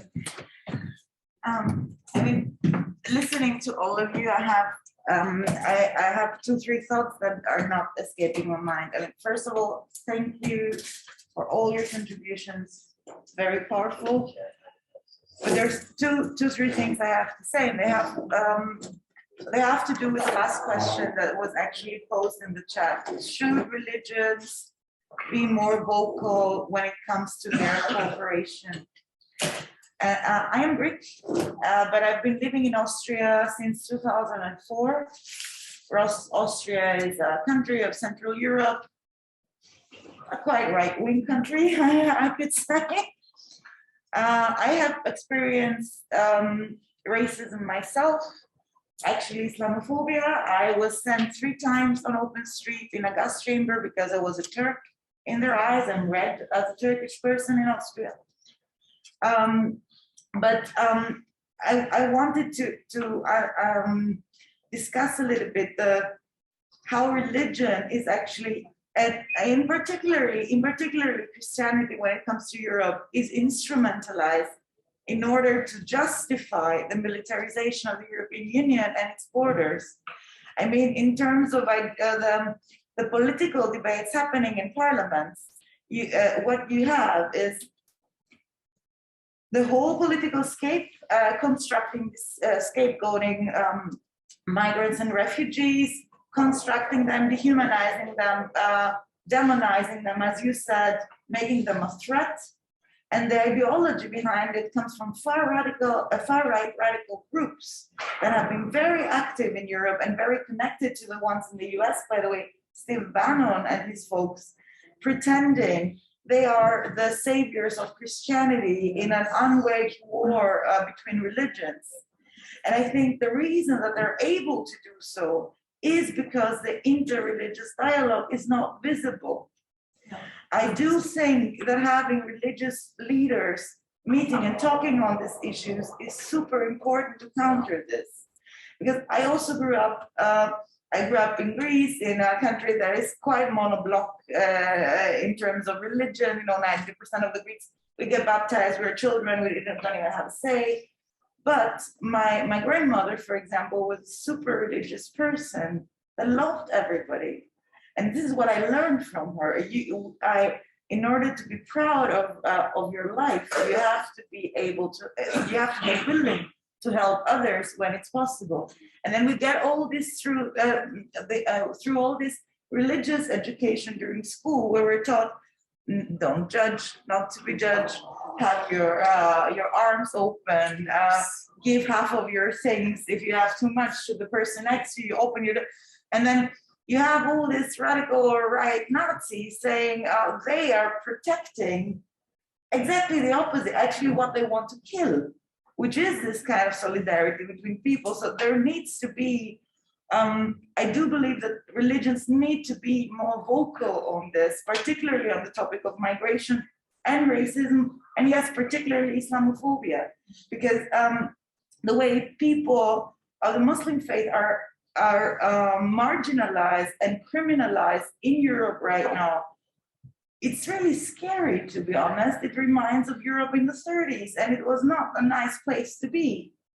So there is, we need to be more vocal, and we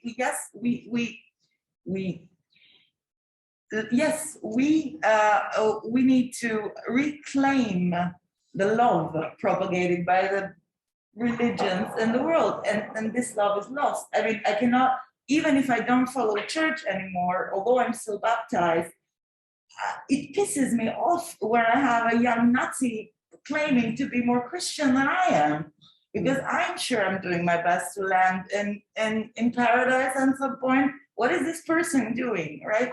So we need to do more in that direction. And I wanted to say two more things regarding solidarity, the NGOization of solidarity, and how things play down. What we do see, particularly in countries like mine, where the language is not the most accessible language to everyone, is that you have people coming from all over the world with a willingness and the love and the intention to help, but they do not familiarize themselves with the political situation of the country. They do not seek connections with the organizations that exist in this country and have been fighting racism, capitalism, war, patriarchy, and the climate catastrophe. And you see it particularly in countries that do not have, I mean, I cannot claim that Greece didn't have an impact on the world, but I can claim that in the let's say in the colonization wave of the last millennia, we really didn't have anything to do with that. And if you come from a country where Spanish or Portuguese or English or French is speaking, it's quite easy for you somehow to get dug in. But if you come from smaller countries with a particularity, then you have to claim yourself, and it gets tiring because you get to re-educate people all the time. And then at some point, you yourself as an activist, you just want to go forward, and you don't want to spend your time educating people that didn't take the time to read before joining you. So this is also an issue, and And then perhaps the last, the story of 2015, because right now, after what happened in Afghanistan, 2015 has been repeatedly mentioned in the news as a threat by European politicians. Like, we're not allowed to let 2015 repeat itself.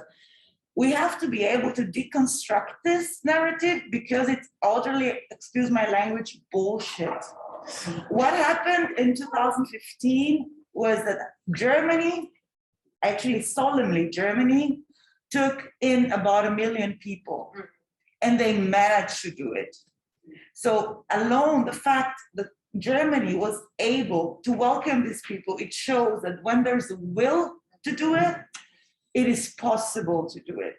Then going back to Greece and everything that you described, right? At that time, you have to imagine Greece was exiting an economic crisis of 10 years.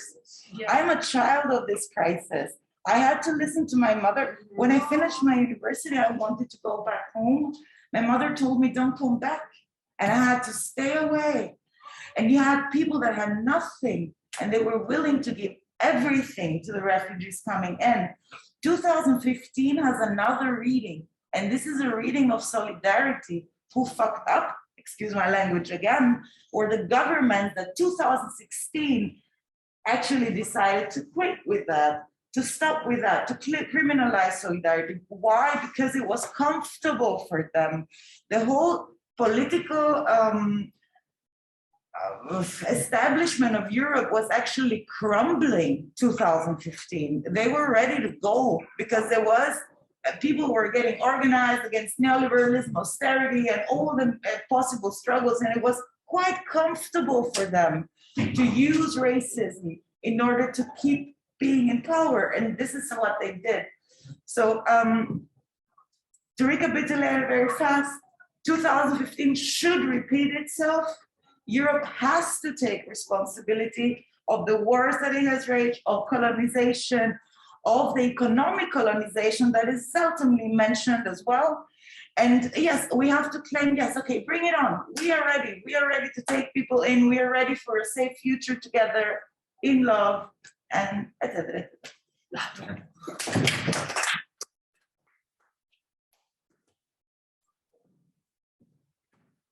Thank you, Katerina, for calling out the EU. So I have to take this opportunity to also call out the United States as the #1 purveyor of war and destruction and death and tragedy. You also talked about the criminalization of the oppressed, and I want to actually ask Reverend here, because when we think of the Kurdish people, the stateless people, somewhere between 30-50 million people, you can give them more, better number. But if we look, for example, of Abdullah Öcalan, of the Kurdish People's Party, he has been incarcerated by the Turkish government for decades.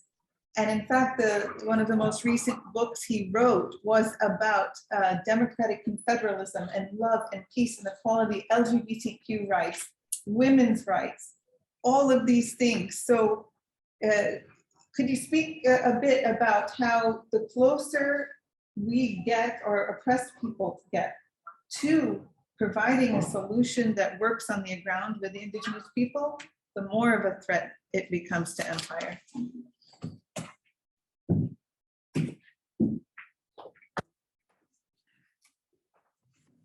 Yeah, I have a troubled relationship with Abdullah Öcalan, to be honest.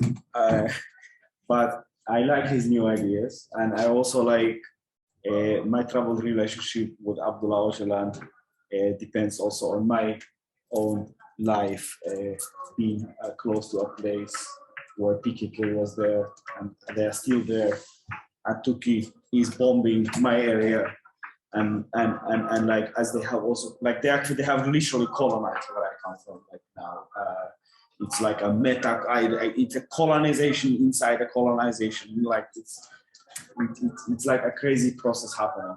About Abdullah Öcalan, yeah, he, like, whatever my relationship with his thoughts and his history is, he is a political prisoner, and he is like the leader of the most legitimate anti-colonial movement in Turkey, which is fighting a fair and a just struggle against occupation. And of course, they want to keep Abdullah Öcalan in prison, because if they release him, they also need to undo their mastery. They need to end the occupation, like, because if they release Abdullah Öcalan, they need to justify for their supporters how they are, like, with what reasons are they, like, releasing this head of all the terrorists. I mean, we are all terrorists for Turkey. Like, my friend, he just, like, wrote on an innocent blog some reflections about Turkish colonialism, and he went to Turkey and they declared him a terrorist. Like, he cannot go back to Turkey anymore. Like, so yeah, and it's not only Abdullah Öcalan, it's like thousands and thousands and thousands of political refugees, political prisoners in Turkey, who are Kurdish. Teachers, academics, mayors. Yeah, exactly. And also, Turkey has removed democratically elected mayors from many municipalities, which are run by the so-called pro-Kurdish party, which is actually just a leftist, socialist, ecological, pro-LGBTQ, anti-racist, and also against anti-Semitism. Anti-Semitism in Turkey is thriving, Like, it's the only party in Turkey who have said, yeah, we are actually against this demonization of the Jewish people, Yeah, and we are against the occupation of Palestine as well, you know. And their leader is also in jail. Yes, and also they recognize they recognize the participation of Kurds in the Armenian genocide, you know, and they apologize. And they're like, yeah, we are sharing this land together, you know, and they also recognize, like, they are trying to like reconnect with the Greek history of the place, with the Armenian history of the place, with the Assyrian history of the place, with the Arabic history of the place, with the Laz and Cherkess and like all these amazing communities in Turkey, like who consist of this, like constitute this amazing diversity which actually exists in Turkey. You know, like Turkey, like I think like I don't think it should be called Turkey because it's a fascist name. Like this is like it's not Turkey. It's Kurdistan. It's Armenia. It's Pontus. It's many other countries which are colonized by the Turkish Republic. And also, I also wanted to comment on this thing with religion. Like when it comes to Muslims, like and like animal rights, for instance, like if you read, if you have any like small knowledge about, for instance,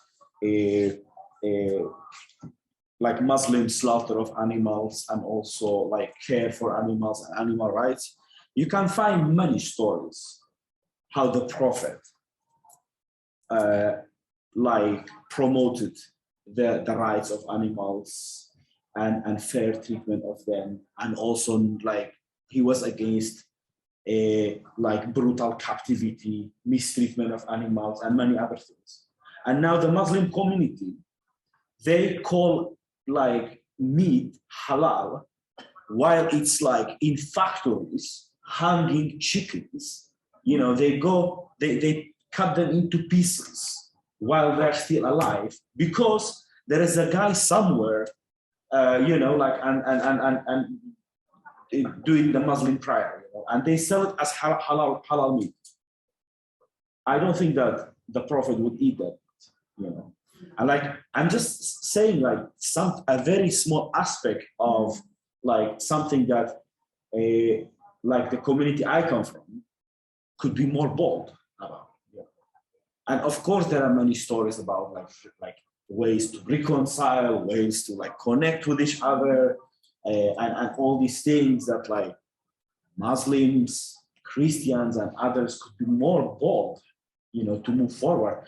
And I think another thing that like they could do, like we are in a sanctuary crisis, because many sanctuaries in which people in solidarity, migrants, and other dehumanized and demonized groups were like safe and secure, they have been taken by the state. Like in Sweden and Germany and all those places, like those places of solidarity, all squats were empty. In Greece, there are like nearly all squats are gone, like where migrants were hosted, where solidarity were mobilizing, where like they were like all these like amazing movements that existed in Greece against austerity measures, against so many other things, you know, like against you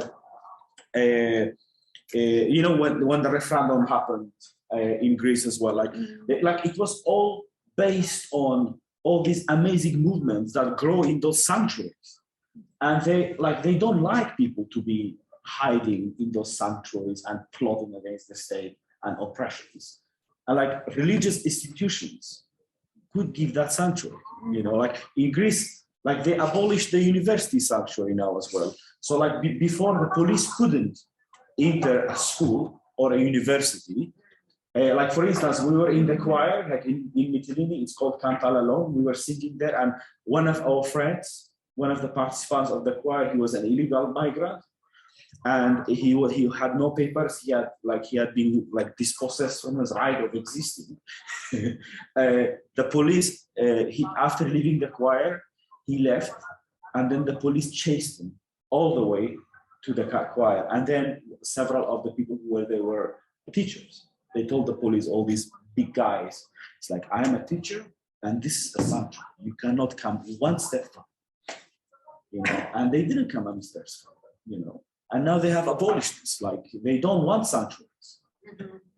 Like sanctuary is not only for hosting migrants, it's for like giving space for solidarity, it's for giving space for people to express their forbidden feelings, their forbidden togernesses and all that.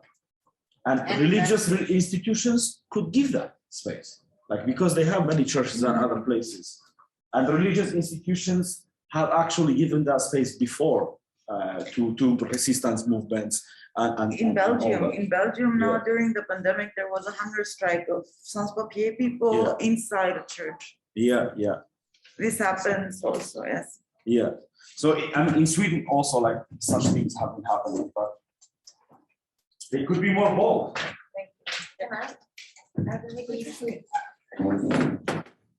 Just want, I'm really bad at this.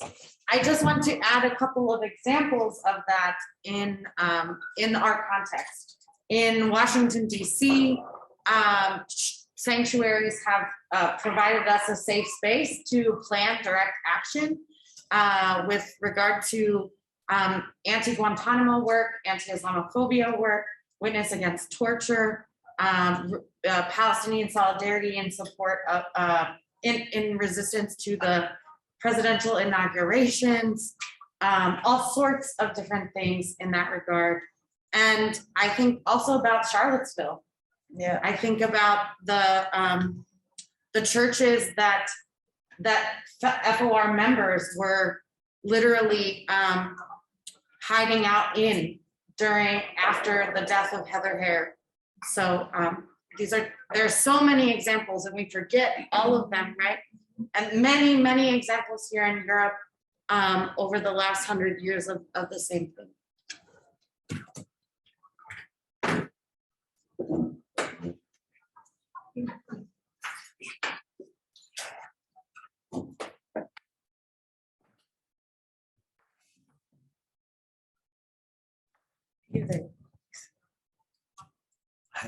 Hello, everyone, and hi to everyone on the screen. I see a few names there I recognise. Nice to see. I'm from IFO, International Fellowship for Reconciliation. I'm glad to be here to support this initiative largely by For USA.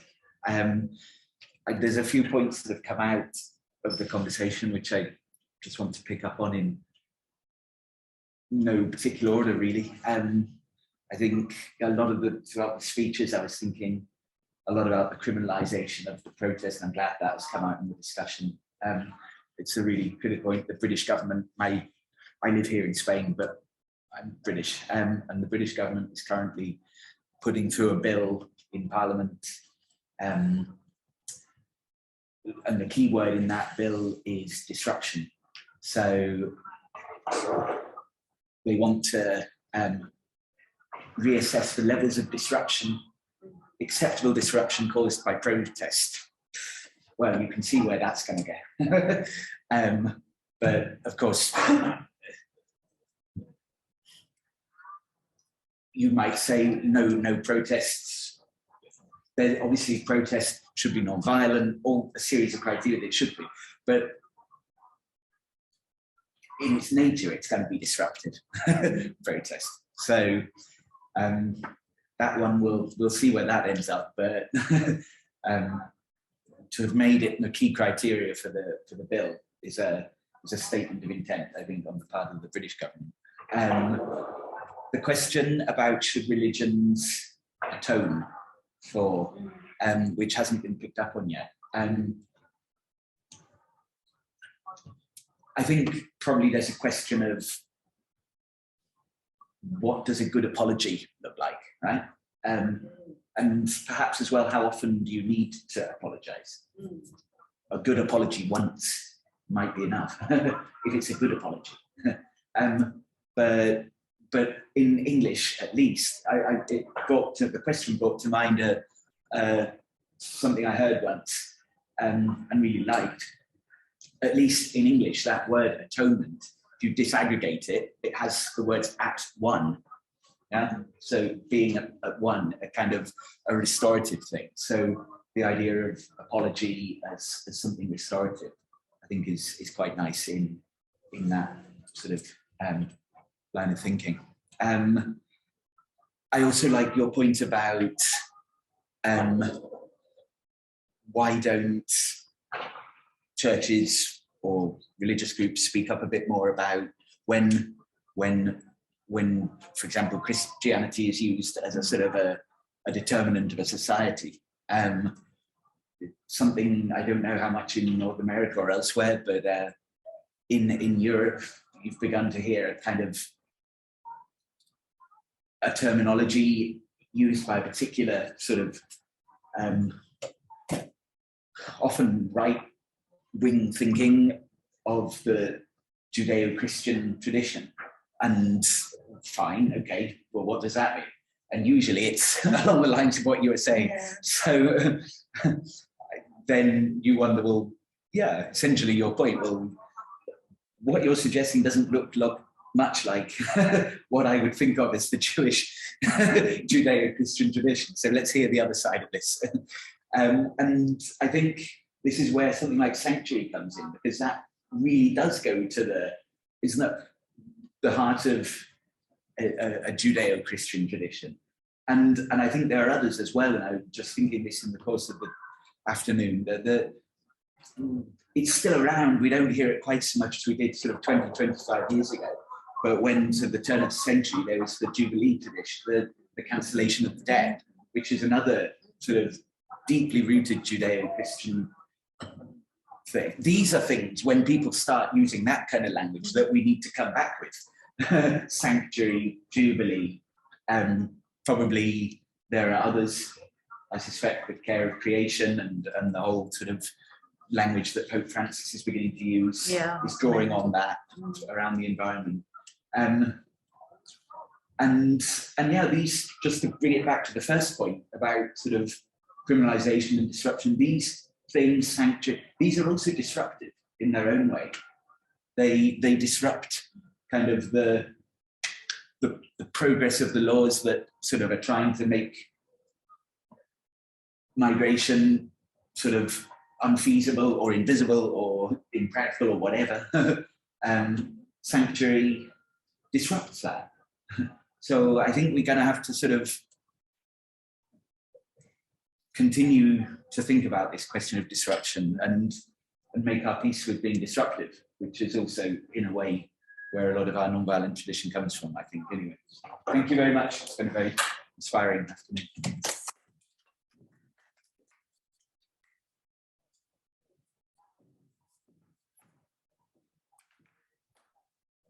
Thank you so much, Peter. What you brought up just makes me think of a few things. And you mentioned Charlottesville before. Ironically, it is the anti-fascists who are often unwilling to are often willing to disrupt, and then they end up getting the blame or being accused of causing problems. When in fact, even though they may not align themselves with any particular faith, they are working completely out of conscience and with the respect of doing good. At least most of them. And also, for example, the anti-fascists in Greece are known for having sanctuary communities where people, they all have the walkie-talkies. I mean, there's absolutely a horizontal leadership with the impacted people, with the people on the move. And that is certainly a model of what things could look like. Another thought about atonement. Part and parcel with atonement is reparations. Yes. So the reconciliation plans in Rwanda, in the former Yugoslavia, they had this plans. So to admit then sets up the liability or the responsibility rather to first of all, you recognize publicly that there is a victim. Right. So the victims are victims. It was not their fault, it was not because of them, but they were persecuted, they were killed, they were slaughtered. Then there are different steps in these kinds of reconciliations, and it's also a word that Pope Francis uses a lot.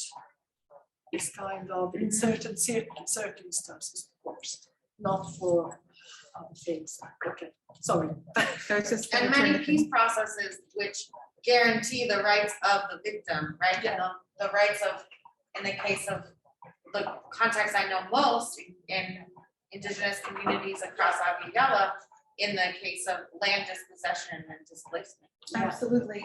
And you mentioned Halabja, for example, Yes, of course. where the horrific chemical weapons attack by under the Saddam Hussein regime in Iraq. Until now, the United States, Sweden, different European countries have not even recognized that. Why? Because their weapons or parts were complicit in those chemical attacks. It was one attack among 100 something of chemical like attacks which happened at the same time. And one of the areas which were affected, like several of the areas which were affected are around my village. So one time, like when it happened, like several elderly people got sick and animals became stressed, and 25 people in the upper parts of the valley died because of the chemical. So it's not only Halabja, of course, like 5,000 people died, but like hundreds of people died in other places. And in some cases, they were attacking someone with chemical weapons, and then they were taking all the survivors to southern Iraq and killing them, like in the Anfal.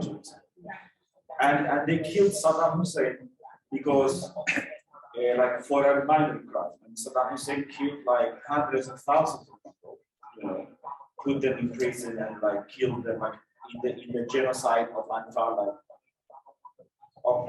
approximately 100,000 like civilian Kurds from villages all around Kurdistan were killed in southern Iraq, separate from the chemical weapons. But they didn't want to like keep them alive for holding themselves accountable for the weapons and forbidden materials that they actually gave someone in this process. And so they killed for like something that, like, of course, 140 people were killed in Dujay. Like that was the crime he was executed for. You know, I mean, you don't execute someone, so just keep them alive. You know, like and like we need to like see what actually happened. And they didn't let him leave to say that. And now they have taken all the documents to the US, like all the documentation, everything. They took everything. Right, and then the Middle East is destabilized, Africa, South and Central America, and then where is the accountability from the United States? We are drawing to a close. We just have a few minutes left. I just want to do a quick check-in with Bill. Do we have anyone who has a question from the audience? Not on this end. We've asked them to participate strictly through WOVA, and I think Lydia has added some comments in there. Okay, all right. And I see there's greetings to Runbir from Lydia Fung.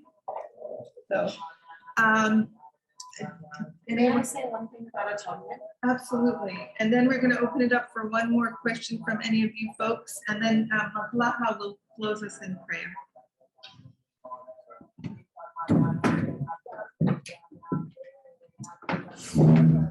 I just wanted to share, and maybe folks from the EU already know this example, but what is the acronym in German is ASF, and in English is ARSP, Action Reconciliation Service for Peace, which was founded by Holocaust resistors, is my understanding. And they, even though they resisted the war, they still felt that they had not done enough and needed to still atone for the losses and the violence, and were founded to not only atone and to provide this reconciliatory service, but also to offer a civil society alternative to conscription for many years. And that history is very meaningful to me as someone who has hosted volunteers for, my organization has hosted volunteers for more than 21 years.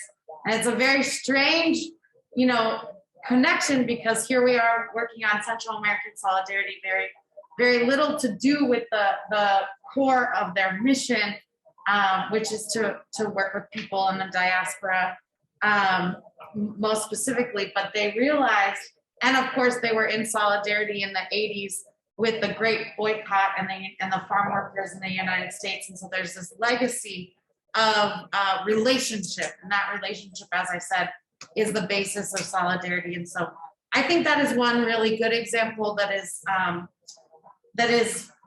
been very impactful. And of course, I like to remind people that are participating in accompaniment with myself, with Peace Presence, with Eyewitness Palestine, with Witness for Peace, with CPT, with any of these organizations who practice unarmed civilian protection work, that you are not there as an individual participating in this accompaniment.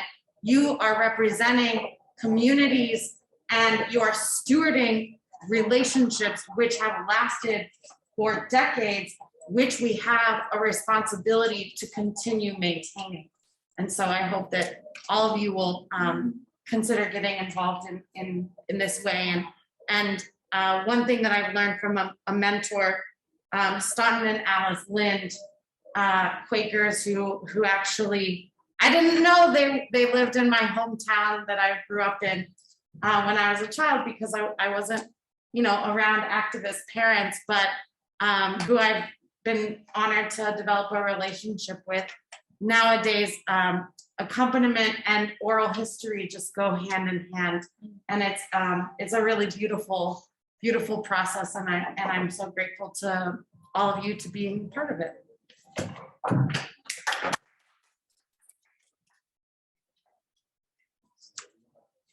That's what I do.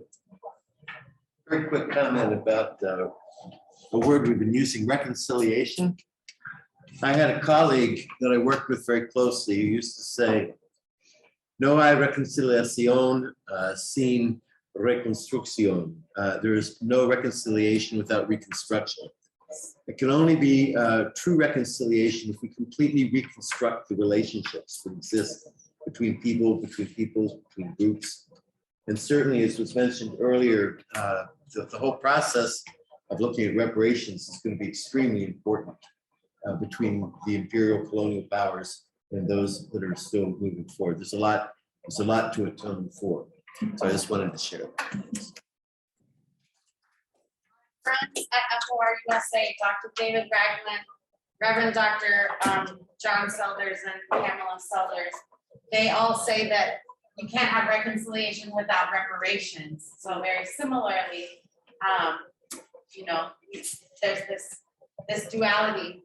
One thing that we've learned in our sharing circles over the last over the last year and a half since the pandemic started, where we started coming together virtually for our fellowship, is really that there were folks who, you know, no one has really understood what our name has meant, Fellowship of Reconciliation. We all have a different understanding of what those words mean.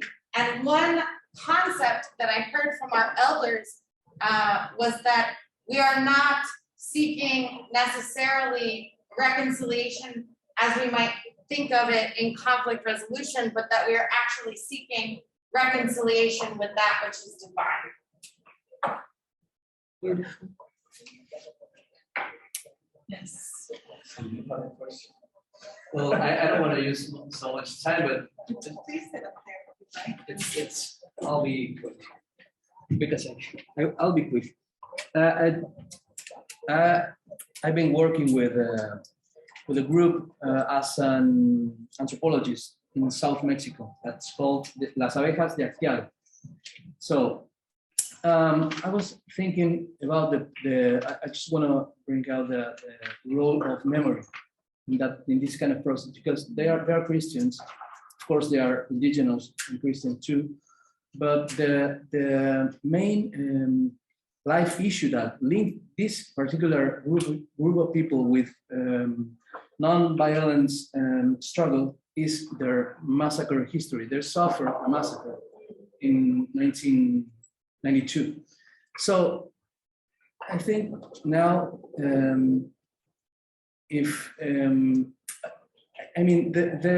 their history just is an example about how much remembering our past and our history and our suffered violence is important in the way we look and just make an interpretation of religion. So that's if we don't look at this point, then we have the faces calling themselves, Catholics. So that's important. Past is important. So that's it. Thank you. Thank you. Thank you.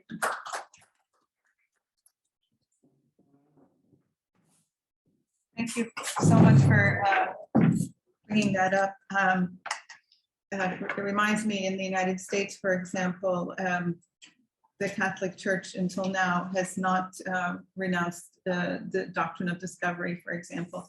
And this very weekend, as we are meeting, the Parliament of World Religions is meeting, which is an organization that has been assembling since the late 1800s. And if I weren't here, I would want to be there. But my question is, how much are they really pushing the issue of atonement and reparations? And this has been a very, very productive conversation, and I'm deeply grateful to all of you. It's been humbling to be with you. My love to all of you, and my gratitude to all of you who joined us remotely. Thank you so much, Katarina, for assisting here. Bill McGarvey, thank you for managing the technical aspects on the Zoom WOVA end. Thank you so much. Apologies for any technical issues on our end. In closing, anything from your end you want to share? On our end?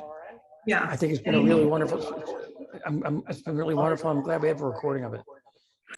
So we can go back and really revisit some of these great thoughts and reflections. But no, at the moment, I'm stuck in technical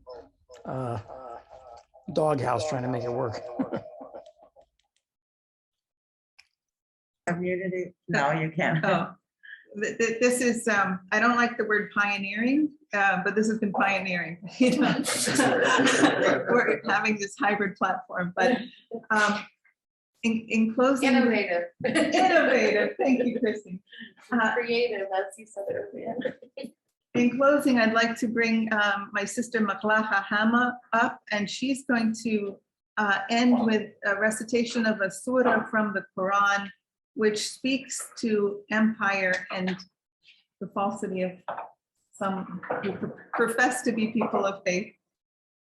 May God bless us all. Makala.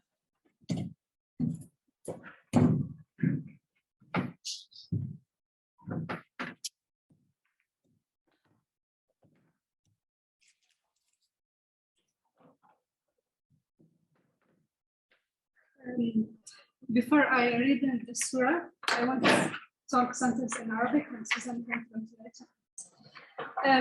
Sorry for that. أنا أعتقد أن السلام يختصر على أن نقبل أن لا أقنع الآخر أنه على خطأ، لكن يجب أن يقنع أن لا يؤذي الآخرين سواء بفكره أو قلمه أو سلاحه، ثم أزرع الحب فيه ثم تقبل الآخر. هنا يتحقق السلام. The peace has to do with making reconciliation with others. Yeah. Did I get that? Yeah. What did I miss? Yes, miss to this. Can you repeat that? Yeah. يتحقق السلام حين نقنع الآخر أن لا يؤذي الآخرين سواء بفكره أو قلمه أو سلاحه، ثم نزرع فيه الحب وتقبل الآخر. ثلاث خطوات. لا تؤذي الآخر. Yeah, so peace is achieved once you convince the person in front of you of الآخر لا يؤذي الآخر without hurting the other, أن يحب الآخر and to love the other, أن يتعايش مع الآخر and to coexist, وليس بفرض الأفكار. and without imposing ideas. So no oppression of the others, no coercion, and basically showing love and fellowship. Yes. Thank you. Thank you so much. Okay.